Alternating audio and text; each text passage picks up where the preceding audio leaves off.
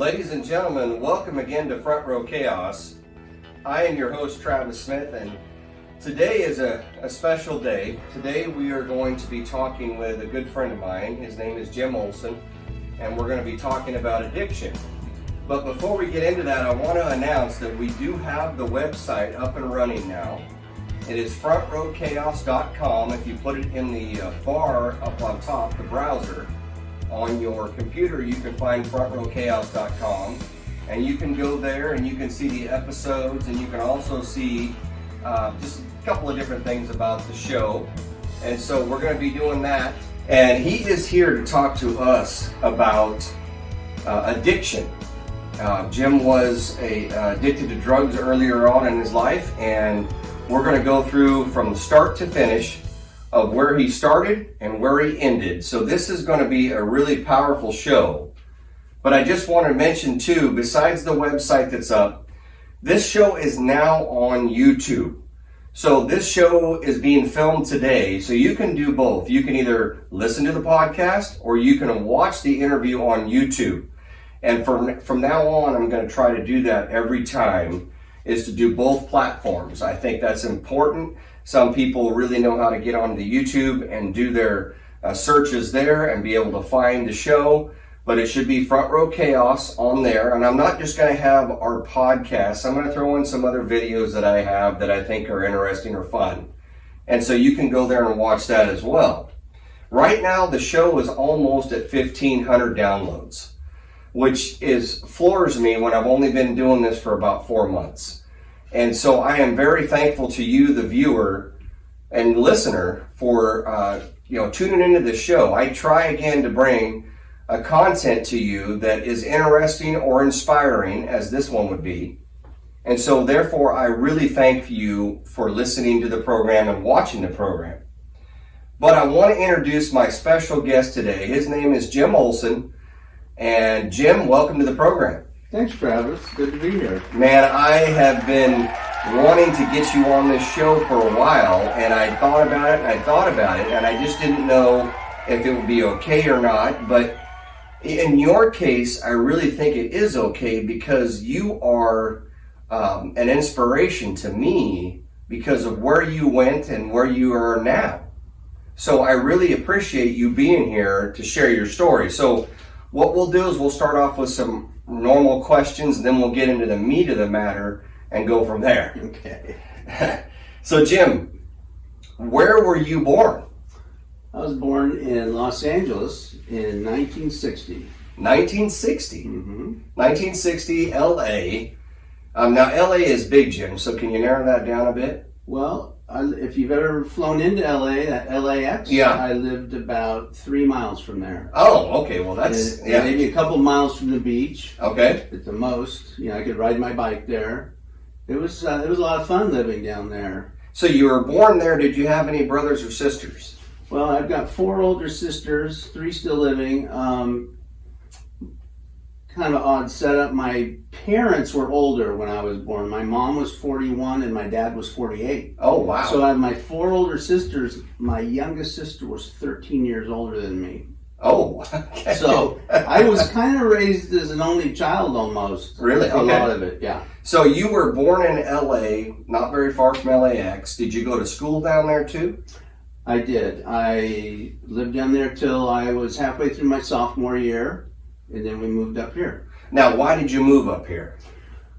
Well, like I said, I lived near LAX, and in the early mid 70s, LAX was expanding, and they did a eminent domain and bought up the whole neighborhood. Oh, wow. And so we had to move, and at that time, I'm talking 75, 76, my parents were both at the age where they could retire early, and I had a sister who lived in Gridley. She's married to a rice farmer. Her name was Jane Cassidy, and my parents liked it up here, and I was starting to get in a little bit of trouble, and they thought maybe if they could geographically relocate me, that would change everything. So you went to school till the sophomore year down in LA, then you came up here, and I assume you went to Gridley. Gridley High, correct. Okay, Gridley High. So you did Gridley High there. And then you graduate Gridley, what happens then? Okay. I went to Yuba College for 2 years, and from there I went down to the Bay Area. Okay. And I went to chiropractic school down there. All right. And you did chiropractic school. How long is the school is that? I'm not familiar. Well, it's after you get your prerequisites and such, it's a 4-year program. Okay. And I did it in about 3.5 years because I went summers. I just went year round trying to Get it done. Now, chiropractic, Jim, why? Well, let's back up a second. Okay. What did your parents do? Oh, okay. My dad was a engineer for Hughes Aircraft. He designed space simulation laboratories. Oh, he was no dummy then. No, he was a pretty sharp guy. And my mom was the secretary for another large aerospace outfit. So they both had good jobs, and they were both working a lot. Gotcha. And I was on my own a lot. A latchkey kid, if you've heard that. Yeah. So they did that stuff, and when they moved up here, were they retired when they moved up here? Yeah. My dad bought a piece of property out west of town, and he grew up in the Midwest in Kansas. My mom grew up in Oklahoma, and they kind of wanted to get out in the country and kind of remove themselves from the city. And my dad, wanted to have a few head of cattle, grow some fruit trees, Sure. kind of live off the land, so to speak. Sure. That sounds good to me. I know. So you came to Gridley, you kind of live out of town. How does that go when you're here at Gridley High? Is it good? It was a little different. Culture shock, you could call it, coming from Los Angeles, hanging out at the beach. And How does your experience at Gridley High School compare to your experience down south? Well, it was very different. When I lived down south, I rode my bike everywhere, went to the beach, I was on my own a lot, and moved up to Gridley, really didn't ride my bike anywhere. Yeah. And it took a while to get. It's a small town, For your listeners who've never been here, Oh yeah. It's what 6,000. Back then it was probably 4,000 people. Yeah, probably so. That's true. Yeah. So your family, you said your mom and dad moved up here. Were your siblings already gone? Oh yeah, they were all married and They were gone. So you're just you basically and your mom and dad. Yeah. And are they doing good now? Wherever they are, my folks are both passed. Folks are both passed. Yeah. But what about your siblings? Are I they still have around? one of my sisters is passed. I have, and they're all, like I said, quite a bit older. One's in Cleveland. Oh. Yeah. I have I have 2 sisters in Yuba City right now. Oh, that's good. They're both doing good. Okay. Excellent. So no brothers, just sisters. No brothers. I got some cool brother-in-laws though. So, you've been married for how long? And to who? I have been married for 38 years. 38 years. Same wonderful woman. Her name is Robin. Right on. All right. So, let me see what I got in my little list here. Quite a bit of stuff. Do you have kids, and how many? I have 4 daughters. 4 I have daughters. 4 daughters. And 4 awesome son-in-laws. And 12 grandkids. So wow, you're on your way. That's great. And I think I'm already there. Are they around here, or where are they at? I have a daughter in Chico. That's Whitney. Okay. And I have a daughter in Seattle. That would be Katie. I have a daughter in Meridian, Idaho, Stacy. And I have my oldest daughter, Jessica. She's in Burley, Idaho. Burley. So 2 in Idaho, Seattle, and here. Correct. Right on. Yeah. And they're, like you said, you have all these son-in-laws, so they're all married. Yeah. So they're doing well. Good. Doing well. Excellent. So, what is your occupation now, Jim? Right now, I'm an X-ray tech.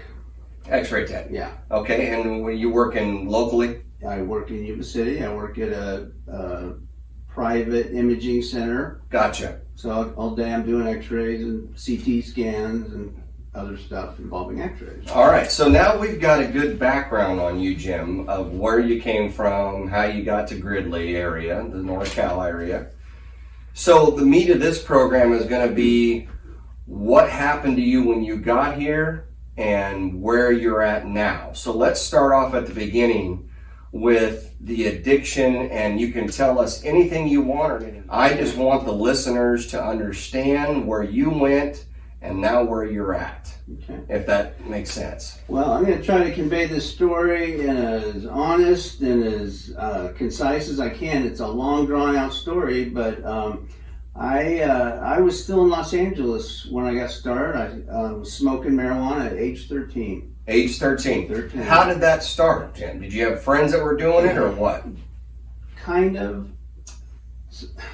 Something I need to tell you is I can remember when I think it was 5th grade, and they do the drug awareness stuff. Mm-hmm. And they handed out and I'm from a family that were all LDS, Church of Jesus Christ of Latter-day Saints. Nobody drank or smoked, and none of that. Gotcha. And most of my friends did not. And by the way, were you active in church at that time? Yes. Okay. Yes. So I remember in school they were passing out the literature, and back then we're talking like, I don't know, 1970, 69, you know, and it's listing all these drugs and the effects of the drugs, and something in me there was no fear in any of that. It looked kind of interesting to me. Okay. I find that odd. I think back about that from time to time, and so there was something with the way I was wired that stuff didn't scare me. And you know, the time was a lot different. Drugs were pretty available. It was happening, and I was a curious boy, and so I started smoking marijuana when I was 13. I didn't start out an addict by any means. You know, nobody has plans on being an addict. Yeah. Did you have an addiction to anything at that age? Mm-mm. No. So you didn't really think that, you know, it's not that as bad as they think, right? You know, type of thing. Yeah. So you start off doing that, and I got to ask you, Jim, how did you get that by your parents? Well, it wasn't that hard in the beginning. You know, they had no idea, and it's not like I was doing it all the time. But as things escalated, you know, they figured it out, and like I said, that's kind of when the time came that we were going to move. They're going to get me out of there, and you know. Did they have a feeling you were doing something you weren't supposed to do when you moved? Yeah, they did. Yeah. And what did they say to you at that point? Did they say, "What are you doing?" And my other question would be is, you know, starting off with weed versus alcohol, is that kind of odd to you, or how did that go? Alcohol just really wasn't my thing. I mean, I drank quite a bit in high school and partied and that kind of thing, but alcohol was never my thing. Okay. I never like craved it or, you know, looked forward to it per se, unless it was like a social thing. Gotcha. But the way it was, when my parents would confront me, I would deny. Okay. Deny. I would not come clean on any of it. So, you know, that's all well and good till they catch you in the act. Right, they catch you in the act, yeah. Yeah. So you deny. So finally you move up here, and does it pick right back up? Pretty much. Pretty much. Yeah, pretty so much. Not too hard even in the North State to get what you need to get. No, it's everywhere. So you start that, and you go down that road. So where do you go from there? You start smoking pot at 13. Now where do you go? So I'm in high school, and you know, one thing leads to another. You know, I had a friend who worked in a pharmacy, and back then things were much more lax than they are now. There was no computers of any kind back then. You did inventory by hand. Yes. And I had a friend who worked in the pharmacy doing inventory by hand. So you can imagine. Gotcha. And so you know, learned a lot about pills. Okay. And cocaine. that was coming on the scene. So you're on marijuana, and is that not enough at that point? And that's why you go up, or you're just experimenting? Yeah, just experimenting. It's it's not like I'm smoking pot every day. Okay. But quite a bit. Okay. And just looking for the next kick, I guess. And while you're doing this, Jim, what do you like about it? That's a good question, Travis. And I've thought about that a lot. As I look back, I think, I don't know what I was looking for, but I think it made me feel different, and I like that. And I think I felt I was different than everybody else. I mean, I think most people feel that way at some point in their life. I agree. But I don't know how to answer that, Travis. Yeah. I just was looking for the next thing to Just make me feel good. Make you feel good. Okay. So you get that, you start to escalate, and where do you, well, let me ask you this. What drug do you like the best? Marijuana, pills, cocaine? What is, can you tell me the difference between the three? Of what it does to you? Well, sure. Well, marijuana just kind of float. All your problems are gone, and it's just kind of tripping along. Just everything's okay. Everything's okay. Everything's okay. The pills, it depends. There's some that take you up, that take you down, and some that help you focus and concentrate, and others that, again, make everything okay. I was a big fan of being okay. Got it. Cocaine, that's a stimulant, of course, but there's just a euphoric feeling to that is enjoyable. It's enjoyable. At least in the beginning. Out of the three, what do you prefer? Probably cocaine. But at the time, being in high school, it's expensive and it's not as readily available. So that was kind of...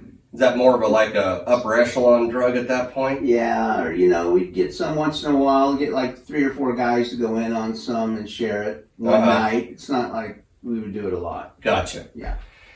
And so out of all those three is the cheapest pot? Yeah. Cheapest pot. Yeah. Okay.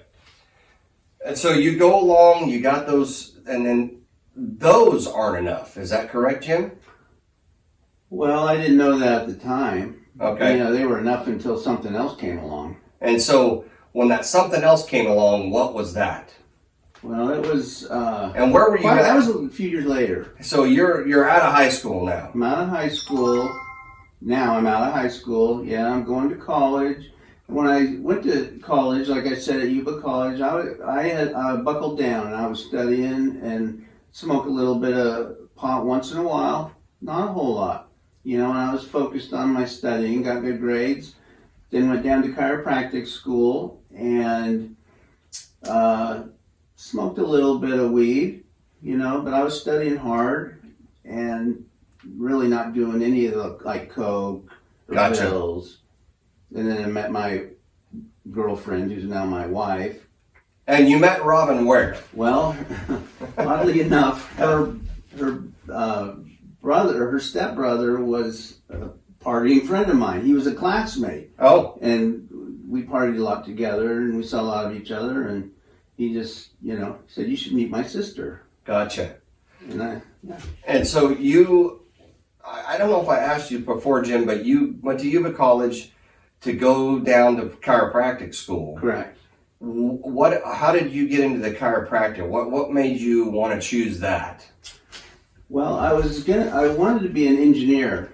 I thought what my dad did was really interesting. Yeah. And my dad, there was a friend of his who was a chiropractor, and he did real well. Okay. Financially. And he said, you don't want to work for somebody else. You want to be your own boss. Yeah. The American dream and all that. He says, why don't you be a chiropractor like so-and-so? And I thought about it, and it looked interesting, and it was interesting. And I went for it. You went for it. Yeah. So you go down to chiropractic school. You're just doing a little bit of weed here and there. Mm-hmm. And then where do we go? You met Robin. Met Robin. Did you She was straight arrow. Straight arrow. Yeah, but oddly enough, from a family where they partied a bit. They were partying. Yeah. Okay. Yeah. And so how long did you date Robin? Well, let's see. We met in 81 and we got married in 84. Okay, so Yeah. quite a few years you dated, Yeah. got married, and then where are we at now with the? Okay, got married. I graduated from chiropractic school and started to practice up in Oroville. Things were going along pretty good. And we had our first daughter, and I ran into an old friend. Okay. And he had hurt himself pretty badly. And I don't want to go into too much detail because Sure. I don't want to Yeah. identify him. Gotcha. But I ended up spending a fair amount of time with him trying to help him. Well, he had a lot of cocaine. Okay. And I probably said no 9 times, but the 10th time I thought, oh, why not? And one thing led to another, and it was out of control before too long. That quick. That quick. So Yes. it was like you were off of that for so long, Yeah. and then one time, and One time, and at this point, I've got the money. I can afford it. yeah, It's available. yep, And yeah, it was on. it was on. So, and that's what I kind of want to get across to some of these young people, hopefully listening, that, a lot of the peer pressure, just one time, all this and that, right? I mean, you can attest to that. That sounds like that's not a good idea. No, it's you don't become an addict doing it once, but if you don't do it once, you won't become an addict. It won't become an addict. Yeah. And Because- some people don't become addicts, but I'll tell you what, throughout my life, I've seen a lot of tragedy. A lot of people, a lot of my friends have died. A lot of them have ended up in prison. Some of them just permanent health problems. Some are okay, but it's been a lot of tragedy. Well, I got to admit to you, Jim, I messed up my shoulder years ago slipping on the ice in Missouri at my son's wedding. Like an idiot when I told all the boys walk like a cat, and I walk like it's dry ground, and next thing you know, I busted my shoulder, took 2 of the tendons in half. And when I got that shoulder surgery, that was the most painful thing in my entire life, and they gave me Vicodin to get through it. And I was eating that stuff like candy. And I will admit to the viewers, to you, it made me feel great. Yeah. And it did. Besides the constipation aspect of it, it made me feel great. And I kind of understand you, because that, to me, if you could give it to me today, I'd take it. Because it makes me feel good. It makes you feel good until it doesn't. That's right. And that's what I want to say, is it made me realize that I need to get off of it, because I could see myself, wanting more and more and more of it. Mm-hmm. And unfortunately I did, but I could see how you could fall into the trap of keeping going and going and going. And that's what scares me. Yeah, there's never enough of it, too. No. When you want it, there's never enough. No. So we kind of talked about, you went through the 3 drugs that are kind of the main ones that most people do. Now you go up to different drugs, and what are they? Okay, so I'm guessing in the late 80s now. I've got a back injury. Okay, I had a back injury. What happened? I had strained it, nothing big. At this point, Yeah. I ended up having some stuff happen, but I had just strained it, and it just had chronic back pain. And, I liked the pain pills. Vicodin was pretty popular back then. Tylenol with codeine was still popular. But I met a guy who had some heroin. Oh. Yeah. Which is a really potent form That's of right. Vicodin. That's right. It's like the granddaddy. Yeah. And the strange thing about it is the first time I did it, it just put me right to sleep. Just knocked me out and slept through it. I felt terrible when I woke up. But you'd think, oh, I'm not doing that anymore. Yeah. But I did. So when you did it, Jim, is that IV or Yep. I mean, not IV, I should say, but IV. injection, right? IV. IV. And when you inject that, Jim, I'm sure a lot of viewers want to know, what does that feel like? Does it feel like when I've been on the operating table and they say, okay, I want you to start counting backwards and I can't get to 7 and I'm already out? Was it like that or was it close? It's kind of like that. It hits you fast, and if you do it right, you don't fall asleep. You don't want to fall asleep and miss it. Yeah. But you do enough, and your problems melt away. They're there for you when you come to. Yeah. But they just melt away, and it's a euphoric feeling in your brain. Absolutely. Your brain loves this stuff. It's very similar to other chemicals that your brain manufactures. So when you do that, and when you say you do it right, what does that mean? Well, I mean like the amount. The amount. Yeah. How do you know what amount? That's always been a question for me. Is that a body weight? Life and death question right there? Well, when you have street drugs like cocaine and heroin, you don't really know what you're getting, and from especially now. Well, right now, that's really scary with all that fentanyl. I was never involved with any of that, thankfully, but that would be really scary. But if you have a new person that you're getting it from, or something that you're not familiar with it, you have to start out easy, because if you don't, you could overdose and die. Yeah. It'll just kill you. I know I had a friend in high school one time that said he tried cocaine. And he said he'd never do it again because he thought his heart was going to come out of his chest. And I was always curious, like, when you line it up, how much do you do? Like, how do you know? Well, to back up a little bit, before I got into the heroin, the coke I was doing, it was every day. And I was probably 2 to 3 nights a week, I did not go to bed. I was up all night. And that messes with your brain chemistry, not getting enough sleep. Oh, when you do it, Jim, are you doing it after work, before work? Like what? And how long does it last? It lasts several hours. Several hours. And in the beginning, you're doing it mostly after work. Okay. Sometimes you do a little bit in the morning, just like a super strong cup of coffee. Exactly. You just don't do a whole lot, but as time goes on, you need a little more, your brain wants more, feed me, and you do. I did. And if you get to a point with cocaine where it's not enough, then does that transfer into the heroin side of it? Well, actually, let me backtrack again. Okay. Methamphetamine was really popular at the time, too, and some people were saying, oh, you should try this stuff because it lasts longer and it's less expensive. And not only that, but I had snorted so much of that coke that I just having trouble with my nose. What do you mean by trouble, Jim? What does that mean? I was having nosebleeds. Okay. And cocaine is a vasoconstrictor. It cuts off blood supply. That's what it's used for clinically. Gotcha. Okay? So up in my nose, constantly, it was cutting off the blood supply to the septum. And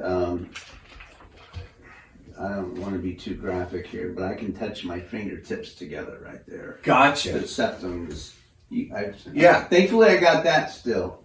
But it's just like one big nostril up there. So it kind of eats away at it because it doesn't let the blood come to it because it's constricting that area. Exactly. Okay. Yeah. So the heroin side is a little bit easier because you're going straight into a vein. Is that correct? Correct. Okay. And that, when you do a line of coke, How much do you line out? I mean, is there a way you measure it, or is it just by look? It's eyeball. You know, you just kind of tap out a bunch, and we put it in lines, and you just snort it up. One nostril or both? Oh, you take turns. Take turns. And it's cutting off the blood supply, Travis. You gotta take turns. I gotta take turns. And so you go to heroin. Now that's a whole another ball game because you got injections and yeah, it's a whole different effects. Total different effects. What does that mean? Well, cocaine and methamphetamine are uppers. They stimulate you. They keep you awake.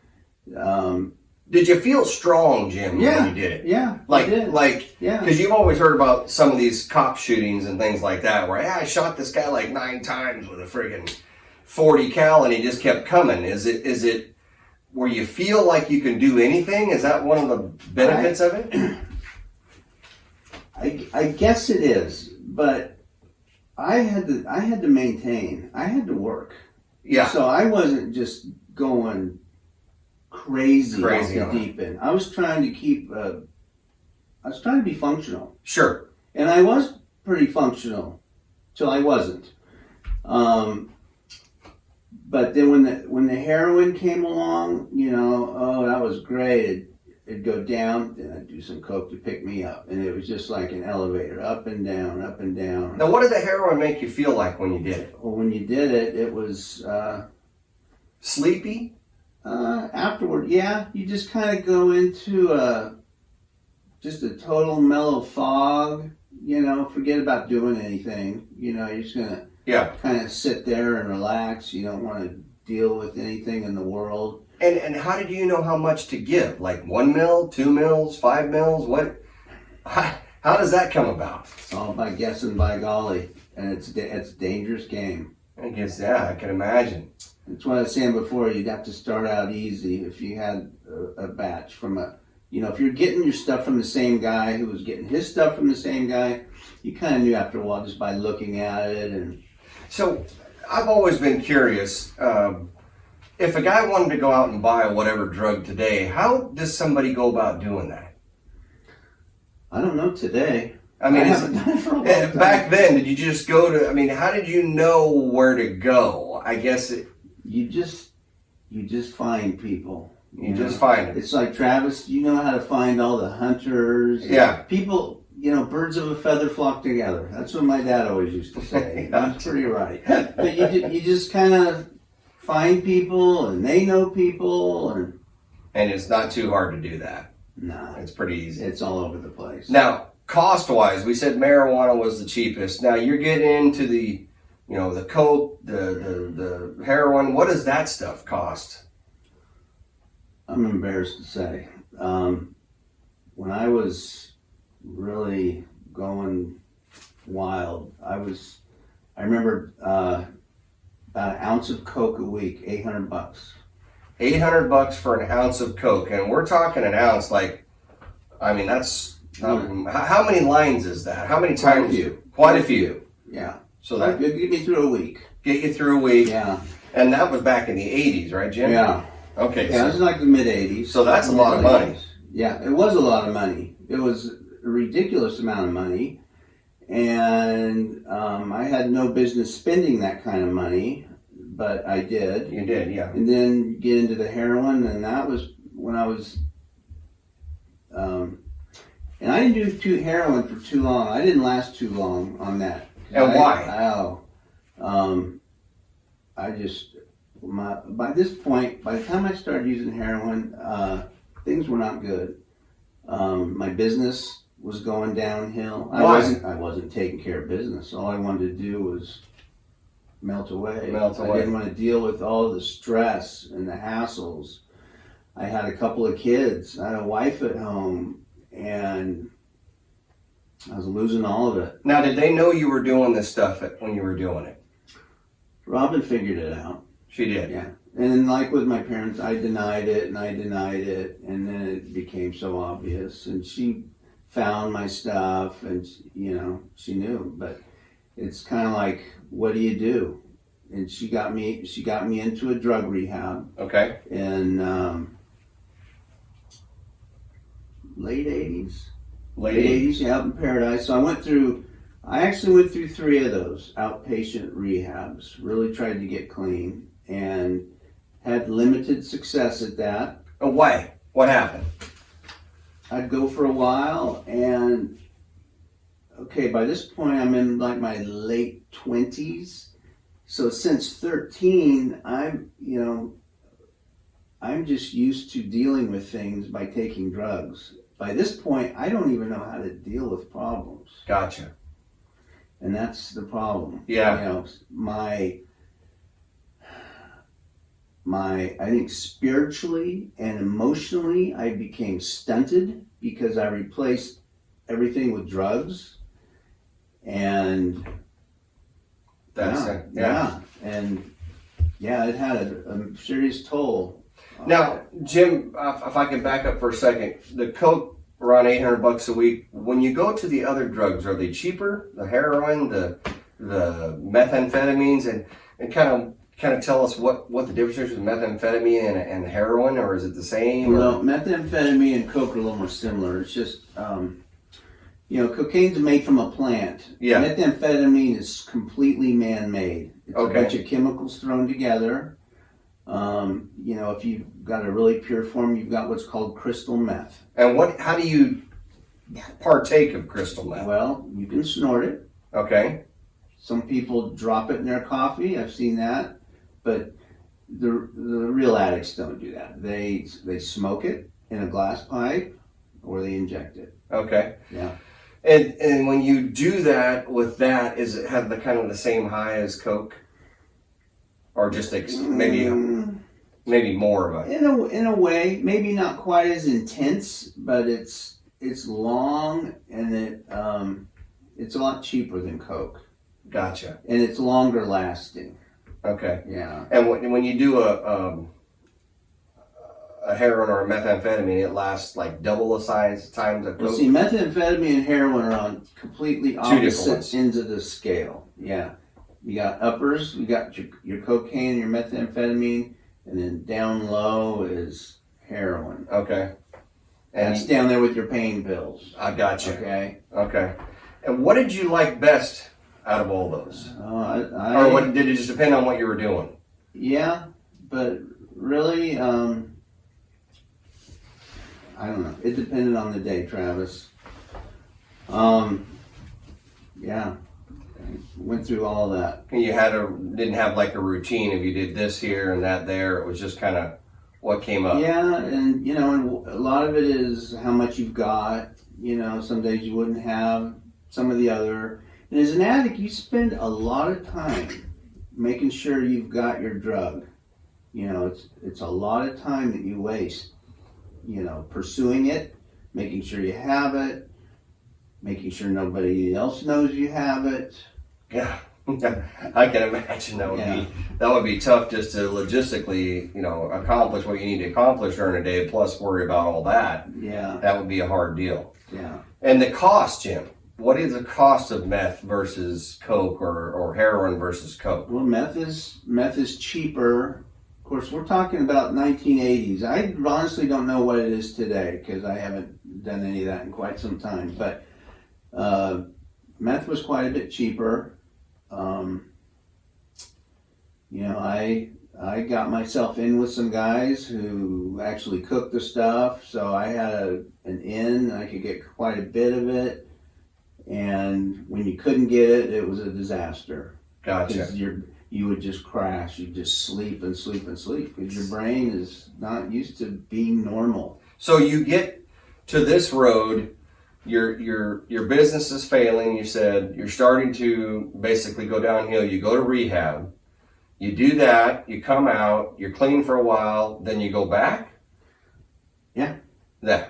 Relapse. Relapse. Yeah, relapse. Yeah. And when you relapse, Jim, is it the hardest drug you can get, or is it just anything? Or do you relapse slow? It's kind of what you were doing when you got into rehab. It's whatever you were missing, or somebody shows up, or Gotcha. wrong person at the wrong time shows up, and it's a weak moment, and At that point, I was very fragile. I'm still trying to deal with life, and things are fractured at home. Yeah. Things are fractured at work, and I'm trying to keep it all together and not use drugs. Gotcha. And it's hard. And so you did that for a second time. You go back into rehab, and then you come out, and then what happens then? Yeah, I did. After the second time, I went down into Oakland to an inpatient place and for 30 days. And, I did great in there. You do good. And I came out, and I honestly don't remember what happened, Travis. It's been a long time ago. Now, when you go into these rehabs, Jim, and is it cold turkey? Yes. And how did that make you feel? Oh, terrible. It's terrible. It takes a few days to just, detox. Detox. Yeah, it's pretty rough. Pretty rough. But there's some people there, they kind of talk you through it, and they know what's going on. Sure. That's what they do. Yeah. And they get you up, and they get you exercising, and they feed you, and I'd lost a lot of weight. I'd lost probably 50 pounds. By the time I went into rehab, my clothes were hanging off of me. And so you weren't skinny going in there, even doing this stuff. Oh, I was skinny going in there. but it fed me in fed there. You well. Fattened me up. So you did the second rehab down in Oakland, then you come out of there, and how long you cleaned before? Not very long. Not very long. And I don't remember even what happened. I relapsed. You relapsed again. Yeah. Then what happens? I go to a third rehab. Where's that? This is getting expensive. These rehabs aren't cheap. Yeah. What? Okay? By the my way, health insurance paid for most of it. Okay. For the first two. Third one I was on my own. And it was an outpatient thing. It was like nighttime meetings, kinda, and that just didn't take it all. And I kind of didn't give it my all.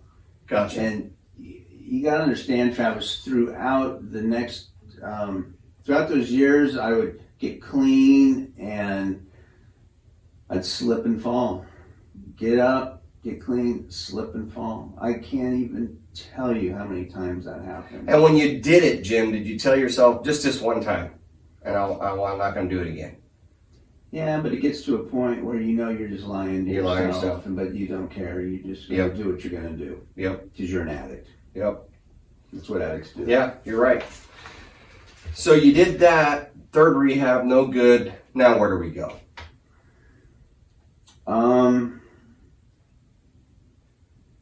That's when things start circling the drain. Okay. I put my car in a ditch. Okay. Cops came. And, I couldn't drive my car out of there. I was okay, but I couldn't drive my car out of there. And the cops came and looked around, and I had some dope on me. Okay. I had like 50, not even much, but it was dope. Sure. $50 worth of methamphetamine, had a little bit of heroin, had a little bit of pot, and they arrested me and charged me with possession of, illegal drugs. Yeah. And I think they even tried to charge me for possession for sale. Which I was never into that, but when you get arrested, they try Sure. to load as many charges as they can so something will stick. That's right. And anyways, one thing led to another. I got on probation. I violated probation. I could not get clean. I was on probation. I was still using. I had an ankle bracelet on. Couldn't leave the house. I'd go to work, come home, couldn't leave the house. But I had people bringing me, being sly. And, it was hard getting it past my wife. Cause by this point, she's well aware of what's going on. Pretty well aware. And she knows all my little tricks. So you're doing this while you're on probation. Now what happens? They call me up.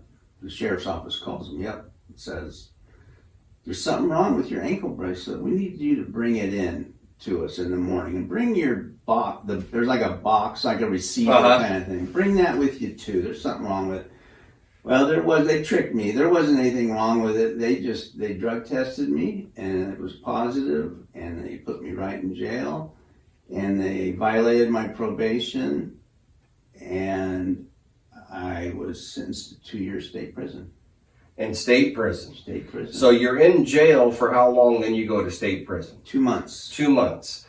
Tell me the difference between the two. Okay.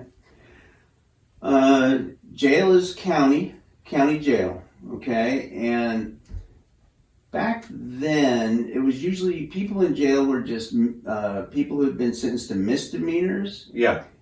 Or felons, people waiting to get sentenced, and then once you were sentenced as a felon, you went to prison. Prison. Yeah, once you were sentenced. Okay.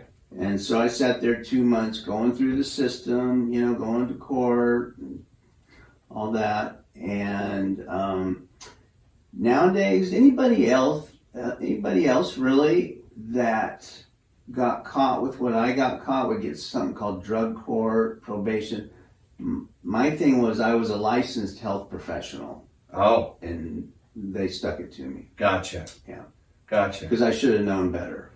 And they're right. I should have known better, but yeah, I was an addict. So you get sent to prison, Jim. Where at? First stop, San Quentin. San Quentin? Yeah.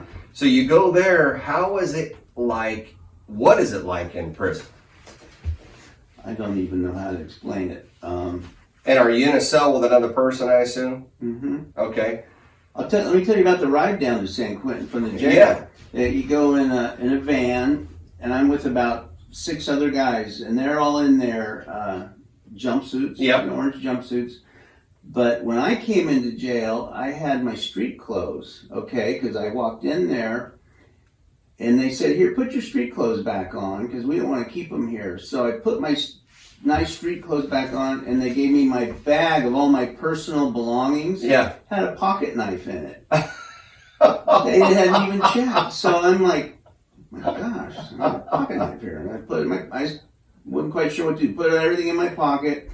We get to San Quentin, and I come walking out of the van with, dressed pretty nice. Yeah. And this guard, is kind of like a drill sergeant kind of dude. Oh man, he let me have it. And then he frisked me and found a pocket knife. Oh no. and he didn't go off on me. He went off on the dude that brought me there. Rightfully so. Yeah. Yeah. Rightfully so. Yeah. But anyway, you go in, you get processed, which is, getting a mug shot. You're in with it's noisy and it's stinky and it's scary. It is scary. I can't even imagine. San Quentin is old. It's like every old prison you've seen in the movies. It's the worst of the worst. And you have these people that you're with. They're, like I said, how is it air conditioning there? Does it fit? It's not air conditioning. You know what I mean? This place was built in like 1850. So it's not the most comfortable place you could go. No, it was bad. And you go to a cell with another guy, and how's that guy? Yeah, he was pretty cool. He was pretty cool. Yeah, his name was Pete. So the one guy I'll name in his old age. His name was Pete. And, it was interesting. You're just in there. At the beginning, they do what's called reception, and they figure you out where they're going to send you. They assign you points based on if you've had any violent crimes, how many priors you've got. Are you married and have a family? Do you have any education? And I came out of that thing, oddly enough, with 0 points, and everybody else couldn't believe it. 0 points? What are you even doing here? Yeah, that's my question. What am I doing here, man? And so I spent 2 weeks in San Quentin. While I was in San Quentin, they executed a guy. Wow. In the lethal injection. Yeah, Richard Alton Harris.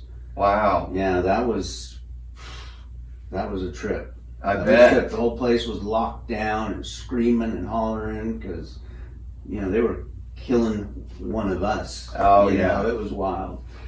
But I met some interesting people for sure. And after that 2 weeks, I got sent down south to a place called CRC, California Rehabilitation Center. And it's what they call a level 2 prison. Sorry. That's all right. So a CRC, it's a level 2. So Level 2. what's that mean versus San Quentin? San Quentin's level 4. Level 4, and that's the as high highest as it gets. And so as you drop down levels, yeah, it's more lenient. Gotcha. You know, it's less, not so much violent offenders. Okay. And they determined you should go there because you scored so good. Yeah. On your little right. sheet. And they had like this, what they called a drug, civil drug addiction program, which was really kind of a joke. It was it's kind of like a PE class every day and almost like a high school health class every day. Okay. And they'd have like AA and NA meetings, which I can't even tell you how many of those I went to. We didn't even talk about all that, how many of those I went to, but a bunch. A bunch. And I will plug those. I think those are good. Yeah, I've always 12-step programs are good. I've always thought it was good to talk about things that bother you, and I think those are perfect for that, like you said. Yeah.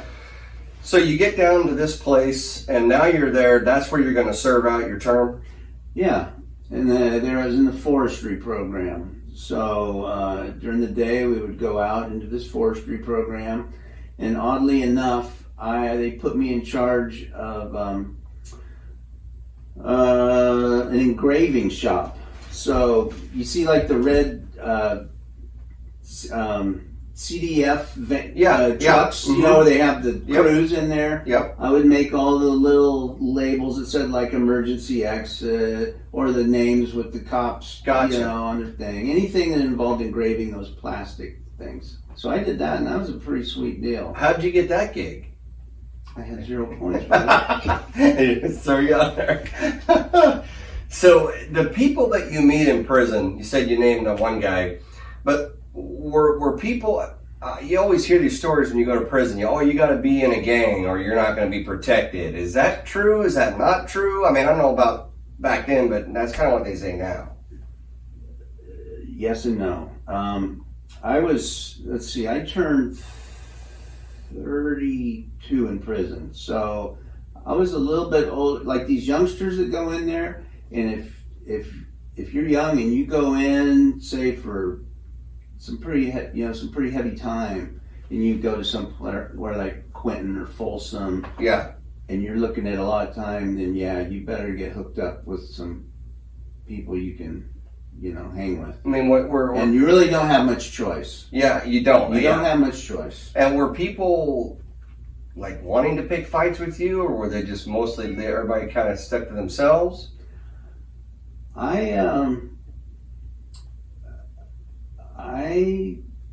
My handle in prison was Doc, and they knew I was a chiropractor, and I helped a lot of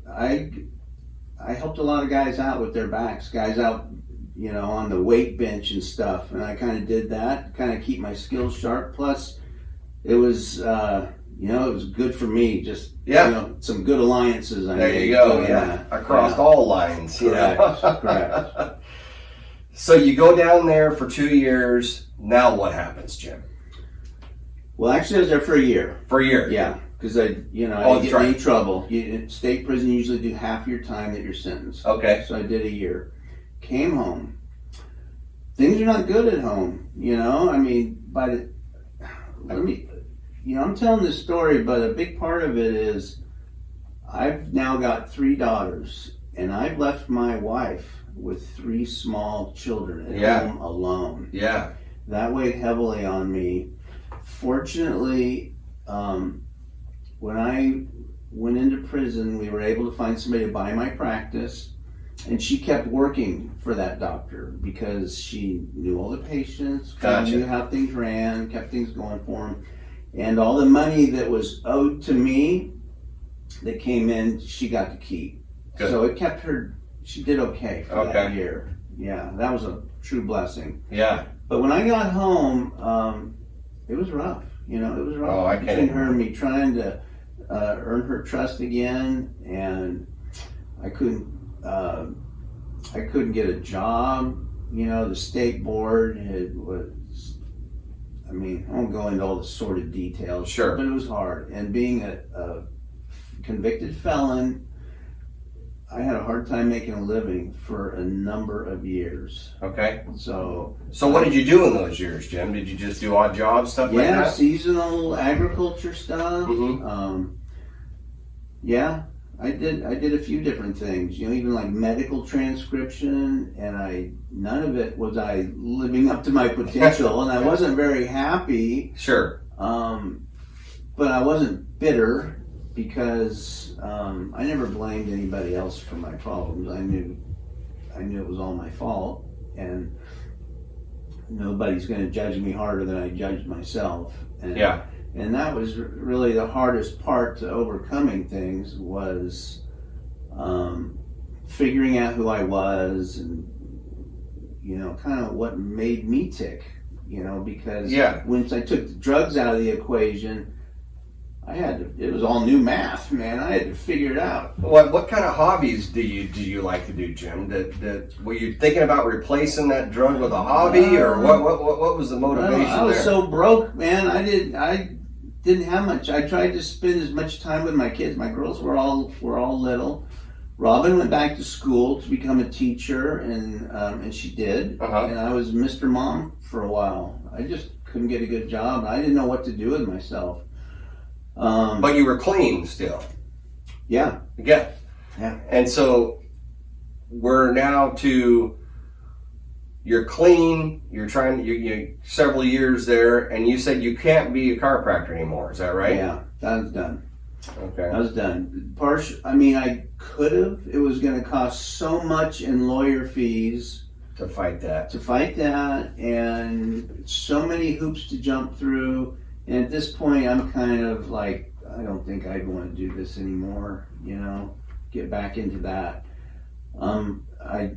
I liked it a lot. I really loved working with the people and relationships with people and getting to know people. That was the best part of it.